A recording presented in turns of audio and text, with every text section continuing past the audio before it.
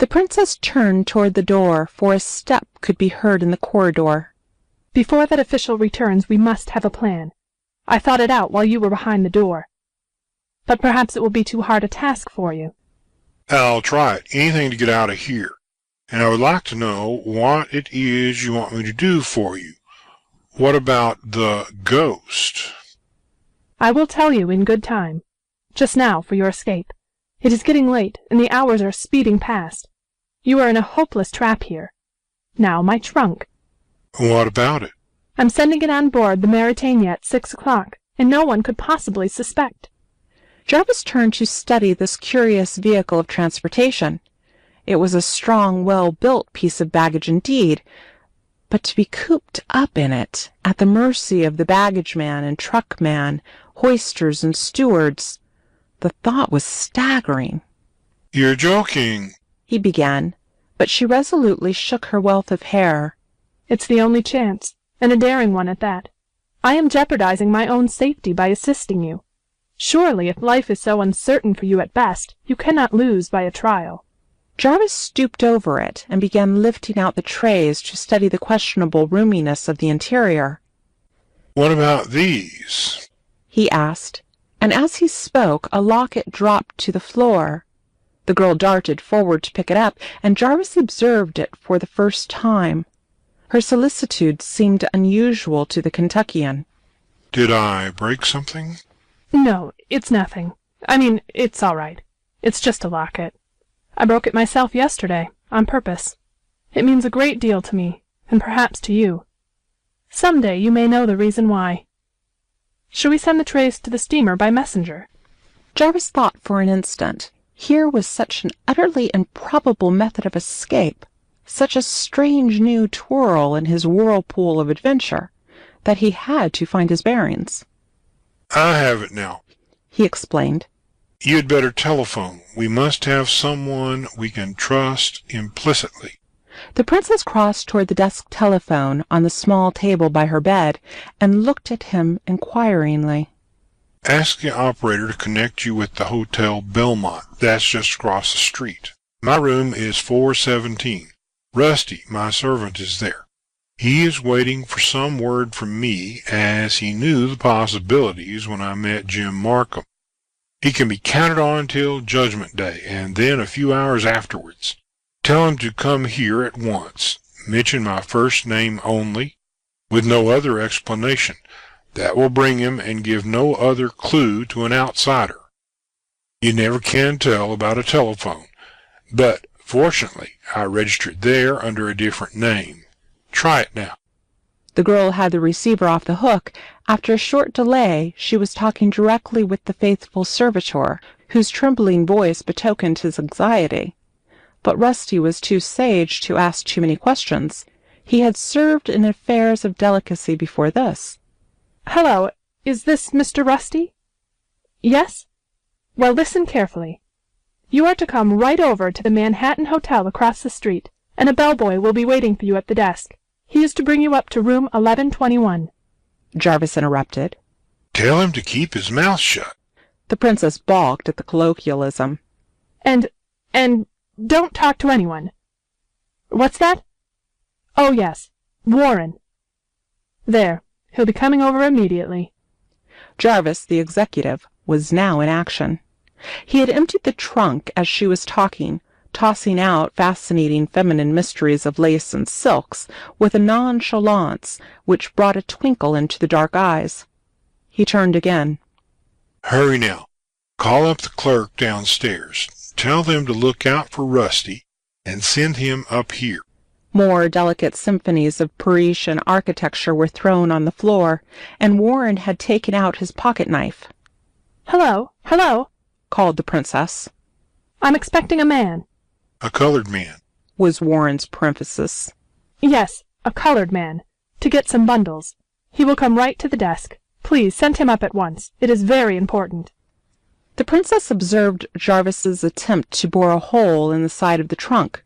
He was laboring diligently until the blade snapped. Confound it. Why are you doing that? I must breathe, you know. Now how can I cut a hole in the blessed thing? He scratched his forehead in a quandary. The princess brought him her shears from the dresser. In a few minutes he had made 2 openings which seemed to satisfy him, but it had been no easy task.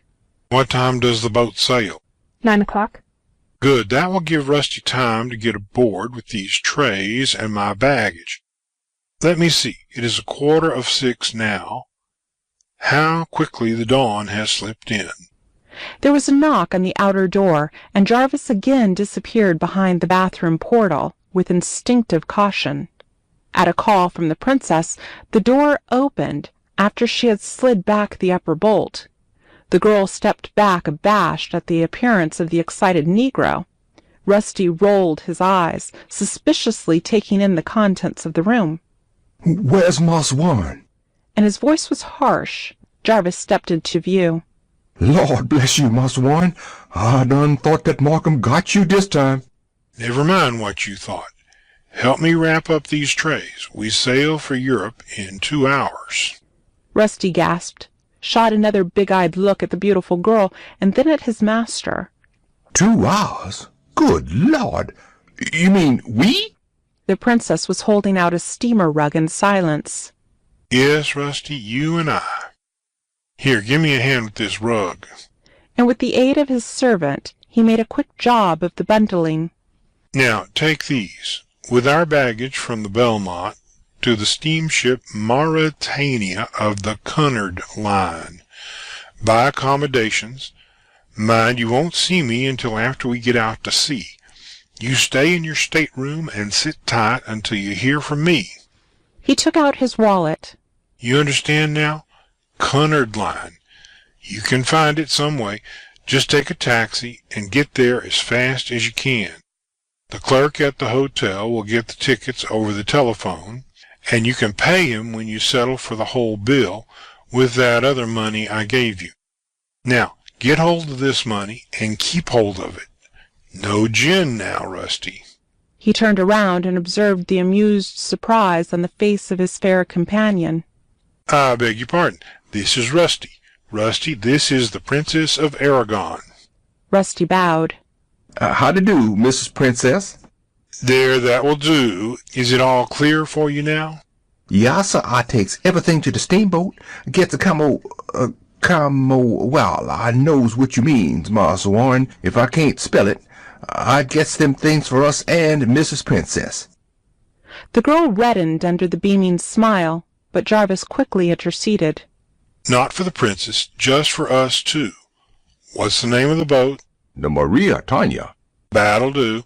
Now be off, and don't get left behind.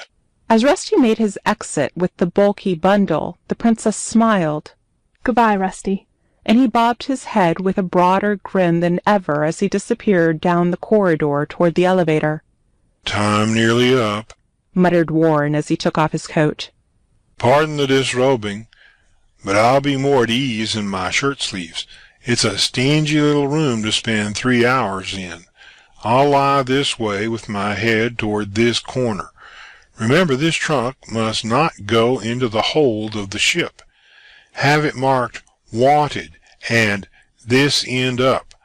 I'll take the shears along and cut another hole from the inside if it gets too suffocating. The girl walked to the table and picked up the revolver which she held out. You'd better take this too. How do you know you can trust me now? There was a veiled irony in her retort, although it was accompanied by a smile. I don't. I have to take that chance. I have no other choice at this late hour. You must have a pretty good reason for it in the back of your head. But what about this ghost? I may never hear the sequel. At least give me some food for thought during my travels in the dark. Are you afraid? Lord, no. I merely wanted to know. Well, I'll wait. But now, honest Injun, as we say down in Kentucky, are you a really sure-enough princess? Why do you ask that? Oh, I don't know. Somehow you're not quite like what I thought a princess would be. I mean, you're different from the popular conception of a royal person. Your English is so perfect. I learned it in an English boarding school. Your informality, for it has been put to a severe test these last few hours. Your adaptability. You have more understanding, more sympathy, more heart. She turned away and tilted a haughty chin. In that last respect, sir, you will find me quite like the popular conception. A knocking on the door interrupted further interchanges on the peculiarities of royalty. Jarvis clambered inside the vehicle of his escape and drew down the lid with a farewell smile. "Trunks, lady, for the steamer," came the voice of the porter as he resumed his thumping on the door panel. Just a minute. The princess hurriedly bundled up the scattered garments, jumbling them upon the bed. She turned the key in the trunk and, with a quick feminine survey of the field for damaging, overlooked evidence, called to her maid. "Nita, admit the porter." The servant appeared with surprising promptness. The man pushed in his truck with the obsequious manner which is a prelude to the smirking appreciation of a handsome gratuity. "Have the other trunks gone, my good man?" queried her Serene Highness. "Yes, last night, mum."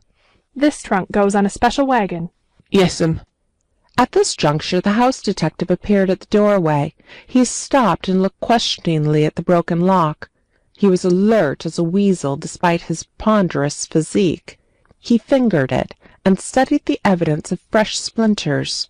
The princess continued calmly, "Have it marked 'Wanted.'" and as she indicated with a jeweled finger. "This end up with care." The porter nodded.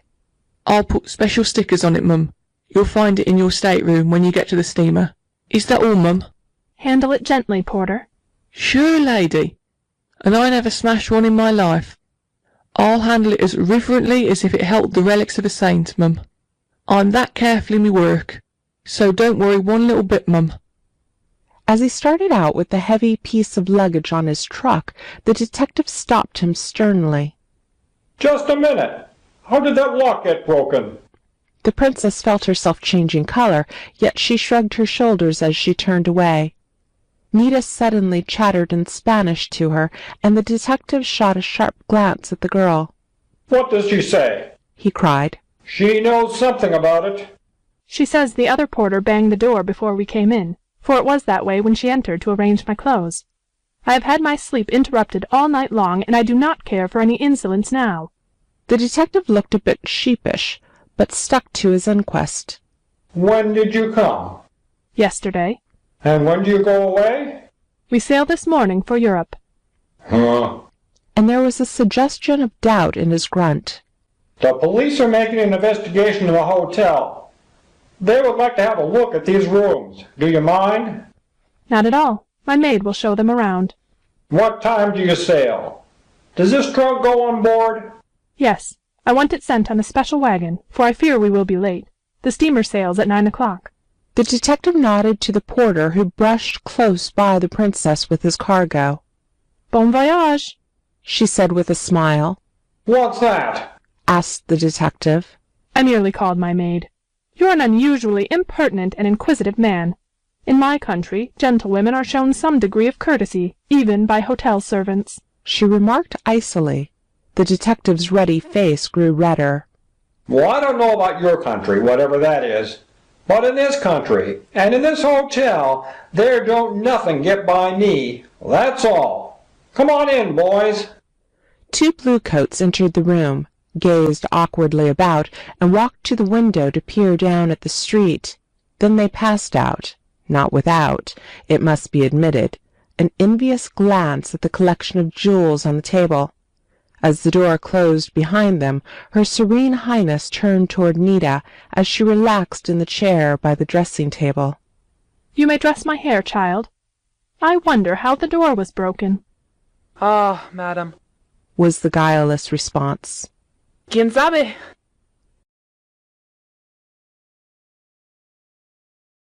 Thank you for watching this video. Please like, share and subscribe to the channel to see the latest videos. Thank you.